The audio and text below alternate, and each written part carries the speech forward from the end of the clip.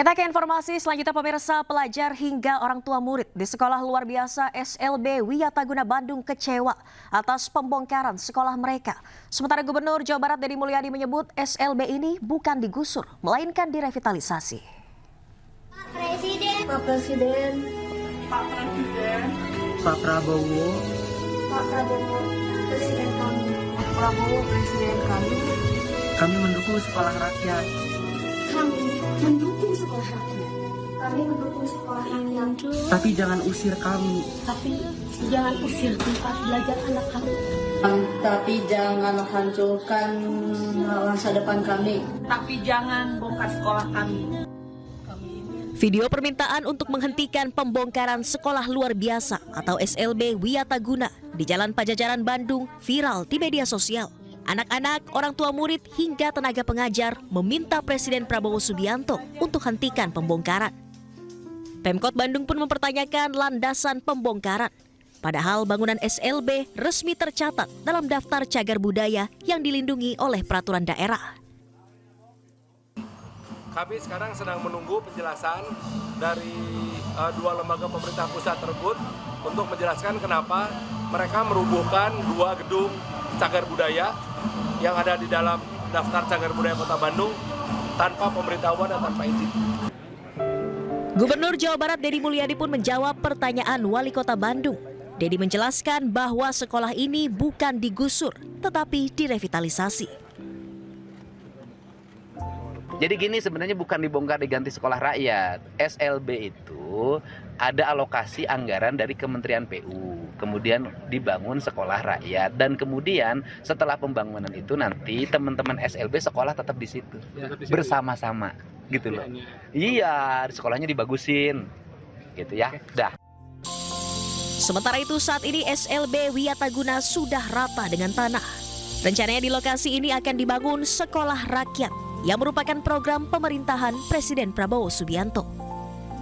Tim Liputan iNews melaporkan. Diguyur hujan deras lebih dari 1 jam, tembok pembatas kantor Sudin Tata Air di Pasar Minggu, Jakarta Selatan jebol. Akibatnya tumpahan air langsung menerjang rumah warga yang ada di seberang tembok.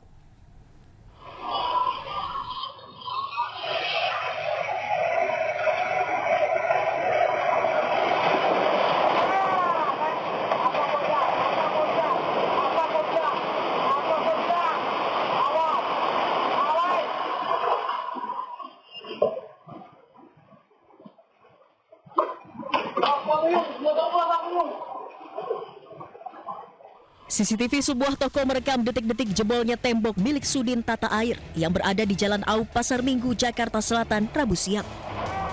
Sebelum tembok tersebut jebol, air sudah keluar dari celah-celah tembok yang roboh. Tak lama berselang, tembok sepanjang 6 meter ini pun jebol dan airnya menerjang rumah warga. Menurut warga, jebolnya tembok terjadi karena tidak kuat menampung debit air hujan yang turun cukup deras selama kurang lebih 1 jam. Puluhan pasukan oranye atau PPSU dari Kelurahan Pasar Minggu dan petugas Dinas Tata Air langsung bergerak membantu warga di lokasi. Ya, baik dalam menanggulangi bencana yang ada di Kelurahan Pasar Minggu, untuk siang hari ini kami menurunkan semua personil yang masuk piknik pada hari ini. Jumlahnya kurang lebih ada sekitar 60-70 PPSU dibantu dengan teman-teman dari sumber daya air, juga dari pertamanan sudah turun. Teman-teman dari Damkar, teman-teman dari BPBD juga langsung saling berkolaborasi untuk membantu penanganan kejadian hari ini. Pas kejadiannya jam 10:42 itu tiba-tiba tembok jebol. Jadi kayak sampah itu masuk ke dalam, dorongan kayak tsunami lah gitu. Itu kursi ada rusak juga, kabel toples, baru baju hanyut banyak banget gitu. Saat ini air sudah surut dan akses jalan yang tadinya sempat tak bisa dilintasi kendaraan kini sudah bisa dilintasi. Dari Jakarta, Helmi Sajangbati, iNews melaporkan. Kita ke informasi selanjutnya pemirsa, Menteri Koperasi Budi Aris Setiadi dan jajaran telah melakukan audiensi dengan KPK Rabu siang. Budi Aris menginginkan KPK terlibat untuk mengawal program Koperasi Desa Merah Putih. Pak, di mana audiensi hari ini, Pak? Harus saya jelasin. Dalam audiensi hari ini yang berlangsung di Gedung Merah Putih KPK Jakarta, Budi Ari menjelaskan audiensi dengan KPK penting dilakukan lantaran jumlah koperasi daerah Desa Merah Putih mencapai 80.000. Ditambah lagi alokasi dana yang dikucurkan untuk koperasi Desa Merah Putih mencapai ratusan triliun rupiah. Hasil audiensi disepakati bahwa nantinya Kemenkop bersama KPK akan menekan nota kesepahaman atau MOU. Selain itu, Budi Ari juga akan melibatkan KPK ke dalam tim program Koperasi Desa Merah Putih. Karena program Koperasi Desa ini memiliki tujuan mulia sehingga harus dikawal dengan baik.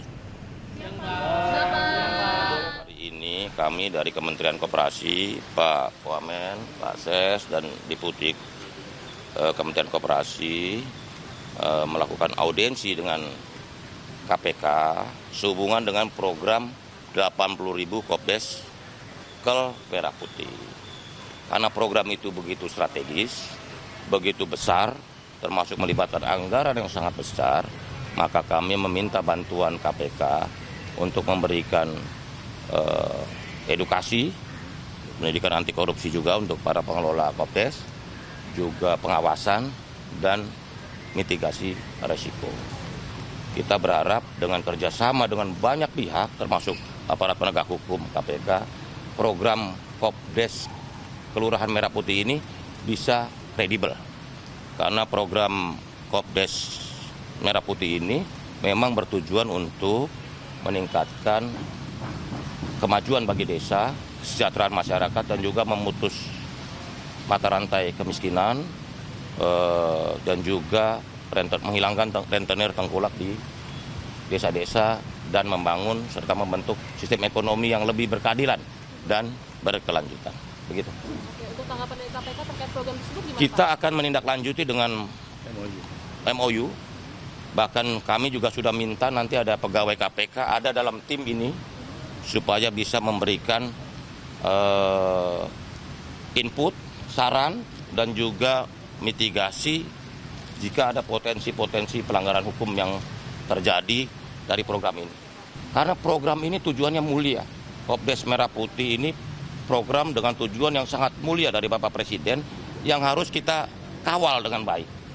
Karena manfaatnya akan dirasakan oleh warga masyarakat, khususnya warga desa, dan juga bagaimana usaha dari pemerintah, khususnya pemerintahan Pak Prabowo Subianto dan Kabinet Merah Putih ini untuk sama-sama mewujudkan keadilan sosial bagi seluruh masyarakat Indonesia. Setelah namanya muncul dalam dakwaan jaksa di sidang kasus judi online Kemenkom DG, pemirsa, Menteri Koperasi Budi Ari Setiadi tetap bungkam soal benar atau tidak dirinya terlibat. Budi Ari sebut Tuhan tidak tidur. Perencanaan itu dikawal dengan baik sehingga eksekusinya bisa kita kontrol dengan sebaik-baiknya. Begitu ya? Nanti aja, enggak. Nanti ketenggelam. Gusti Allah, boten sare, Tuhan tidak pernah tidur. Menteri Koperasi Budi Ari Setiadi tetap bungkam soal nama dirinya yang disebut di dalam sidang judi online Kementerian Komunikasi dan Digital. Budi Ari enggan merespon pertanyaan awak media saat ditemui di gedung KPK Rabu pagi. Budi Ari hanya menyebut Tuhan tidak tidur dalam bahasa Jawa, yakni Gusti Allah boten sare. Gusti Allah boten sare, Tuhan tidak pernah tidur. Selesai. Selain itu, Budi Ari juga enggan menanggapi pertanyaan soal kesiapan dirinya jika nanti kembali dipanggil ke pengadilan.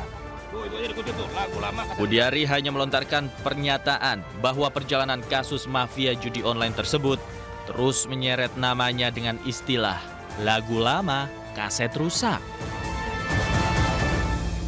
Perencanaan itu dikawal dengan baik sehingga eksekusinya bisa kita kontrol dengan sebaik-baiknya. Begitu ya? Nanti aja, enggak. Nanti ketenggelam. Gusti Allah boten sare, Tuhan tidak pernah tidur. Selesai.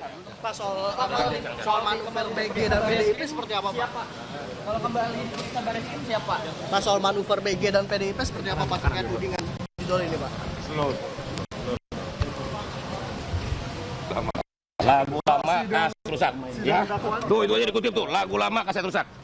Ya. Pak, benar Pak, manuver BG dan Sebelumnya polisi berhasil membongkar kasus judi online yang melibatkan 11 orang pegawai aktif Kementerian Komunikasi dan Digital. Sidang perkara Komdiji sendiri sudah digelar pada Rabu 14 Mei 2025 yang lalu dengan agenda pembacaan dakwaan atas 4 orang terdakwa. Dan hingga kini ada 3 orang yang masih buron dalam kasus ini. Tim Liputan iNews melaporkan.